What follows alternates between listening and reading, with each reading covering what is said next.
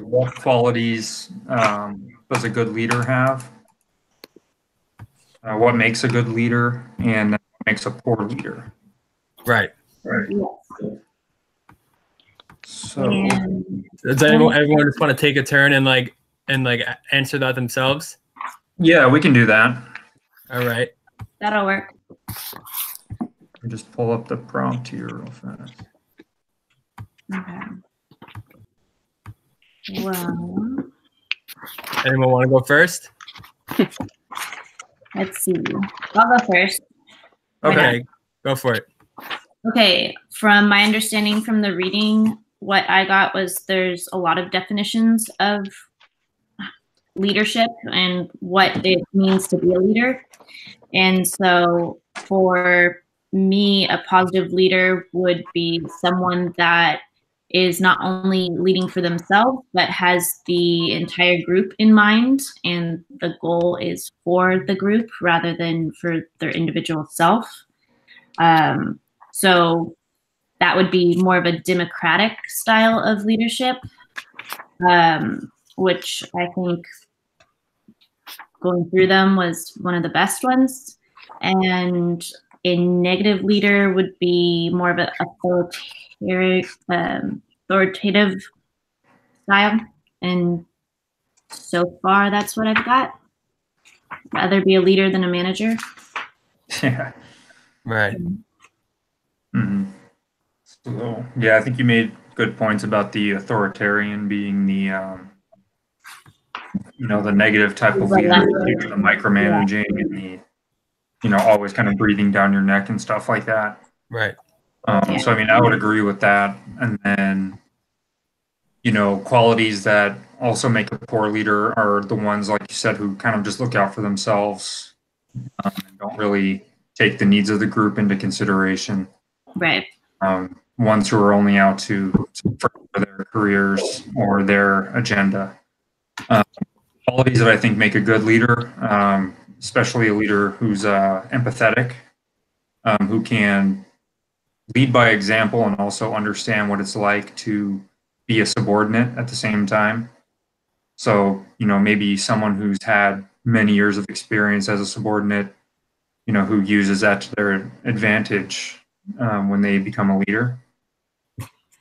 So that's probably what I would look for most in a leader is, being empathetic as well as professional and tactful and always looks out for their team, Mm-hmm. Great. Something I found really interesting in the reading, it's on page 10 of the ebook. It says the 3 things that make you a leader. It says leadership is about who you are, leadership is about how you act, and leadership is about what you do. I think those are really great things that make a leader, how you present yourself to your employees, the kind of image you give off. And what I always say to my boss at work is that she has a great middle ground of being a boss and being a friend. Because if you're too much of one thing, if you're too much of a boss, you're too strict, people are not going to want to go up and above for you. But if on the other side, if you're too much of a friend, people are going to walk all over you. Yeah. So I feel like that really being a great leader is kind of trying to find a mix of the both. I'm talking as a term as like a superior in a job, but I think just as a leader in general, open communication, being able to speak your mind, those are all things that a great leader should have. Yeah, I also I more so go with the Democratic also. Mainly, I think it's important too to provide frequent positive feedback and constructive feedback also. Right. And I kind of like laissez-faire a little bit. It's not the one I would go for, but that one is just because more people have an ability to have an input, whereas authoritative, it's just like one person with an input and they're basically deciding everything. That's true. Yeah, I'm definitely with a Democratic also. Me and as the well. qualities it holds. I think most of us are. And I think another thing that makes a person a great leader is also when they are accountable for their actions or their team's actions as well. I think a good leader who can take the blame of their team if, say their team makes a mistake, and it's not the team, their team being blamed. It's the manager or the supervisor taking on the blame of the team. So I've had that happen to me several times where, I'm sorry that my staff has done that. I will take on that accountability and I will correct their actions. Right. Yeah, I like that. That's true. Yeah, one of the things that stuck out to me from this week's reading was kind of going through like the bad leadership, right? I mean, like it's really nice to read a book about good leadership, but like I'm sure all of us have had crap bosses in the past.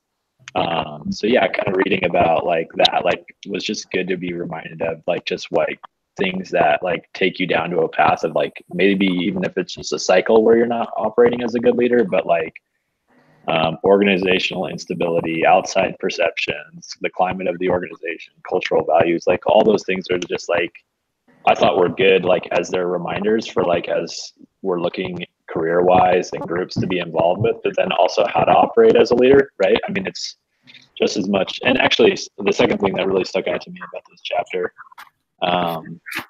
was really the follower aspect of things. I hadn't really thought of things like that. I don't know about you guys, but I kind of tend to think of follower like in a negative connotation. Yeah. Like it doesn't like, no one wants to be labeled that. I don't know, maybe I'm just weird, but I don't want to be labeled as the follower or anything like that. So the whole component where they talked about it as stakeholders, collaborators, and constituents, I thought that was a really good tool to use, like as you're kind of like, if this chapter kind of showed me, one, it emphasized that leadership is kind of like an inherent human quality, but like it also emphasized that we kind of vacillate between different places, right? We're not going to always be the leader, the quote unquote leader, right? So like understanding that role of like, sometimes you're a stakeholder, sometimes you're a collaborator, and sometimes you're just a constituent. So that was a good reminder of me, like just to not get so hung up on the follower aspect of it, but to understand like what that word means, right? Like without people that engage with a leader, like there's no point in a leader. Right. So that was a good reminder for me. So yeah. Well, we all had to take the self-assessment, right, for this chapter 2 response. Right. Yeah. And definitely trying to figure out what type of a follower you are when you already have an idea that followers are kind of more of a negative thing was really interesting. Yeah. It was like, what type of follower do I want to be? Do I even want to be a follower? But I thought that was really weird to read about.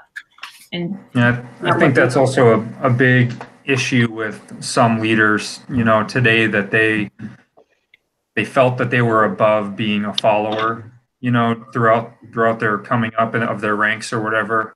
And to me, that always breeds, a poor leader when they haven't taken the time to be in the follower shoes and really embrace the follower role. Because I think that's where you learn a lot of your leadership qualities and behaviors, basically emulating the leaders you have. And if you've never followed, you've never had a leader, thus, you haven't gained those skills. Yeah, that really ties into what you were saying about how people, like leaders, should have started at like a lower position in the job and worked their way up. That way they understand, say, how their employees are acting and what they expect for those positions because they've been in it before. Yeah. They followed before they became a leader. Yeah. Exactly. I think that a leader should also be very open to change, because sometimes if you're stuck in a certain spot, they kind of get set in their certain ways and just a way of doing things, and just like a way things run. Like you need to be open to change and to take opinions of others and build upon that, and just like kind of get like a group idea to how to make the best result possible. Like use two heads are better than one. Like don't be stubborn and just be willing to change for the better of the group. Yeah, for sure. And also being able to adapt to different learning styles, I think makes a good leader, and being able to use all of it in any form, whether it be like teaching people or just talking. And also I think a natural leader that's actually good at their job they just they're able to increase like participation, and I think that gives people more motivation, so more people are going to want to be involved and want to be around each other and work together, and it's like more fun than anything else. I don't know if fun's a good word, but you know what I mean. Yeah. It's not intimidating. It's not a hostile work environment. Right. Mm-hmm. Yeah, the intimidation factor is big for me. You know, when I've had to meet bosses and stuff in the past, it's, you know, if they walk in the door carrying this authoritarian kind of stern demeanor, it kind of makes me personally not want to follow. You know what I mean? It makes me feel like they have an issue with something or someone, that they're not happy to be in their position, or that they are just the authoritarian that really nobody likes. You know, some of the best managers or bosses that I've worked for are the ones who come in the door with a smile on their face. You know, they're very constructive. Like on a page 19 of the text, the different behaviors for leadership. The first one, constructive, really stands out to me, that they motivate and inspire employees while using resources wisely to reach organizational goals. Mm-hmm. So, I mean, that really speaks to kind of everything we've talked about as far as boss who's not out just for themselves, who takes ownership of his or her team, and, you know, is really steps into their role a lot better. You know, I think a good leader also sees potential in their employees. I've been in situations where my supervisor has seen how hard I work and sees the leadership in me, and kind of takes me under her wing and shows me what I need to do to become a good leader. That's, I believe, another good aspect of a good leader. And then some things I have noticed of poor leaders is when they're extremely selfish, when everything is about them, not the team. You know, they want to spend their time in their office, not helping out, not monitoring what their staff's doing. I think that's something that also makes a leader poor. Right. I mean, I'm a shift supervisor at Starbucks. I don't know. I mean, normally a lot of you guys work at Starbucks because any of you guys work at Starbucks? Not me. No. No. ASU is normally mostly Starbucks. Okay, so you can tell me all the crap you want about Starbucks. Yeah. So I mean, what I was gonna say is that every person, like, say we're talking about like a workspace, every person takes a different way of coaching, or like you want to get the most out of all your employees, out of everyone in the group. And so I have this boy who works for me who has Asperger's. And if you go over and give him a little bit of gas, like if you're like, dude, you're doing a great job, he'll have the whole store cleaned in 5 minutes. But like another supervisor might go over to him and be like, oh, Trevor, you're not doing this right. And he'll shut down completely. You know, so I feel like being a good supervisor is knowing how to get the most from your employees, because he's the best worker for me. But if, again, for somebody else, he might completely shut down. You know, you got to know all your employees, all the best parts of them and the worst parts of them, and how to get the most of them, you know? Yeah. It's almost like having a personal relationship with each one without it obviously being inappropriate. But, you know, understanding them, and I'm 100% with you on that one. Well, that's kind of going back to the end of the chapter, though, covering kind of emotional leadership and like how you kind of engage the people that you work with at different emotional levels. Like, I think you hit on a really key point about understanding like the motivators for people, and how to speak to them the correct way. And just before we quit, I know we're almost probably at time, but I thought Kelly, you made a really good point about a good leader, you know, sees leadership in others and isn't threatened by that. I think that's the other thing that's really important. It's just not to be threatened by that. A lot of leaders like are threatened that their position might go, or threatened to be too close with people when they do see that. So I think that's a really key point, is like not to be threatened by like the talents and gifts you see in other people. So it's just where I work. It's we're always trying to promote our subordinates. So whenever I see someone doing well, and I think I want to take this person under my wing and help them promote and get to a higher position. So I do that a lot at work, and they might be better than me, they might not be better than me, but I always want to see people succeed. Right. Yeah, supporting collaboration for sure. Cool. Big one. Definitely.